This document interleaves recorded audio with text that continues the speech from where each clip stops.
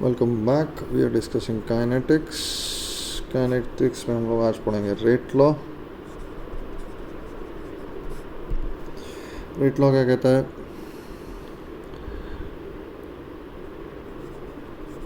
Rate of reaction is proportional to concentration terms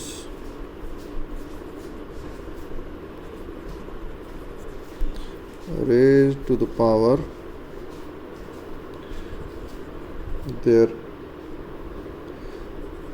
respective orders। इसका क्या मतलब हुआ? एक रिएक्शन ले लेते हैं, A gives you B, ठीक है। तो कहता है rate is proportional to concentration of A raised to power something, let us say alpha. Now this alpha is the order of the reaction. This alpha is the order of the reaction. This is order of, this is order with respect to A। एक और reaction लेते हैं हम लोग, A plus B gives you C, A plus 2B gives you C plus D मान लेते हैं। तो कहता है R is proportional to A concentration raised to power alpha and B raised to power beta।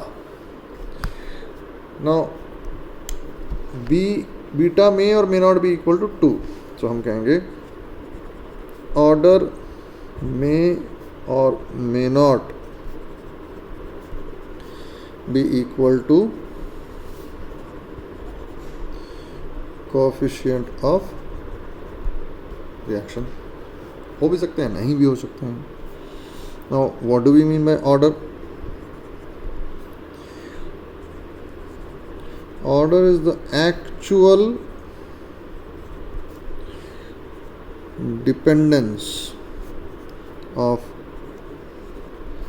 rate of reaction with respect to concentration terms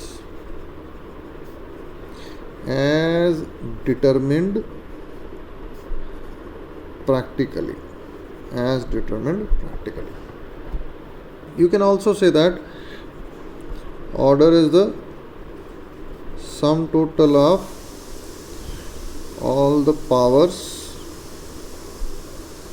in the rate law. Rate law के हिसाब से जो पावर हैं total, उनका sum total order होता है, ये आप कह सकते हैं ऐसे। ठीक है जी।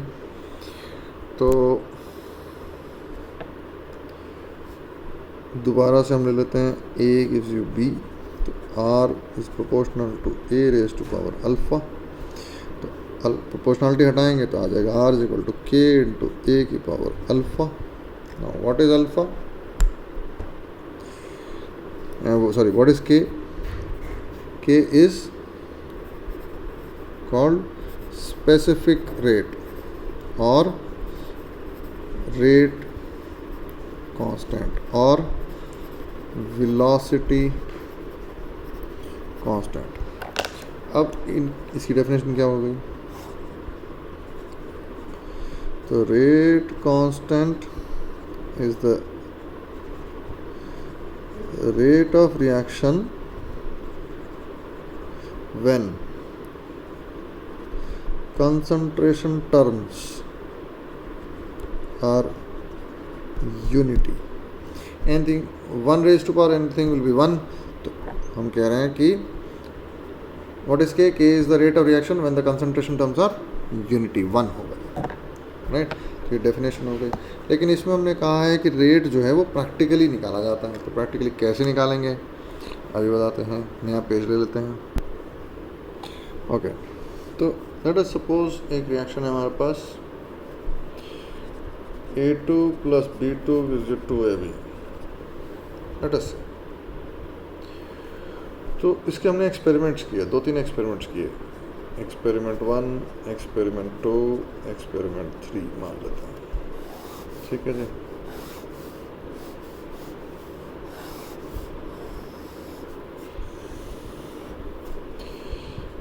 तो हमने यहाँ A2 की कंसंट्रेशन कुछ ले ली, कुछ B2 की ले ली, कुछ रेट आ जाएगा हमारे पास। A2 की कंसंट्रेशन हमने ले ली 0.2 और B2 की हमने ले ली 0.2 और रेट आ गया 0.04। ठीक है जी, मोलैरिटी सेकंड इनवर्स में। ठीक है जी, इसकी कंसंट्रेशन ले लिया अब की बार हमने 0.1, इसकी ले ली 0.4 और रेट आ गया 0.04। अगली बार हमने ले ली 0.2 और ये ले ली 0.4, ये आ गया हमारे पास 0.08। लेट अस सी ये हमारे पास डेटा आ गया। कहता है इससे रेट निकाल के दिखाओ, ऑर्डर निकाल के दिखाओ। तो हम ऑर्डर निकाल सकते हैं, कैसे निकाल सकते हैं? We know that R1 will be equal to K A1 की पावर अल्फा A21 B21 की power beta and R2 will be equal to K into A22 की पावर अल्फा B22 की पावर बीटा। ये नीचे वाले 2 एक्सपेरिमेंट नंबर 2 है। If you divide this 2 तो क्या मिल जाएगा?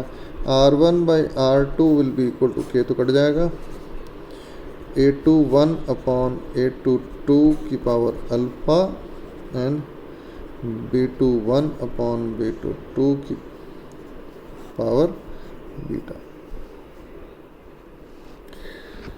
अब अगर हम वैल्यूज पुट कर देंगे तो हमारे पास अल्फा और बीटा सॉल्व हो जाएंगे। कैसे? फॉर एग्जांपल मैं पहले R1 अपॉन R3 को कर रहा हूँ, तो 0.04 upon 0.08 will be equal to, ठीक है जी। तो हम ये कर रहे हैं 0.0, ये वाला ले रहे हैं 0.1 अपॉन 0.2 की पावर अल्फ़ा, 0.4 अपॉन 0.4 की पावर बीटा। तो ये कट गया, 1 raise to power anything is 1, तो ये आ गया हमारे पास 1/2, इसको काट के 1/2 is equal to 1/2 raise to power alpha. तो अल्फ़ा की वैल्यू आई 1। सिमिलरली हम कर लेते हैं R2 अपॉन ये हमने R2 अपॉन R3 किया था, अब की बार हम लोग कर लेते हैं R1 अपॉन R2। R1 था हमारे पास 0.04, R2 भी था 0.04, A21 था हमारे पास 0.2 upon 0.1 raise to power 1, alpha तब निकाल चुके हम लोग, और ये था 0.2 अपॉन 0.4 की पावर बीटा। तो हमारे पास आंसर आ गया, ये कट गया, 1 is equal to 2 raise to power 1 is equal to 1/2 raise to power beta. तो यहाँ से हम निकाल सकते हैं कि बीटा इज इक्वल टू 1। तो वहाँ पर अल्फ़ा भी आ गया, बीटा भी आ गया। तो इस तरह से जितने भी क्वेश्चन होंगे आप उनको डिवाइड कर देंगे। ध्यान क्या रखेंगे पहली बारी में कि कुछ ऐसा हो जाए कि उनकी कंसंट्रेशन कट जाएंगे, है ना, तो 1 आ जाएगा, एक एलिमिनेट हो जाएगा, दूसरे को निकाल के फिर दूसरे में पुट करके पहला वाला निकाल लीजिए। तो इस तरह से आपका ये ऑर्डर आप सॉल्व कर सकते हैं। Thank you.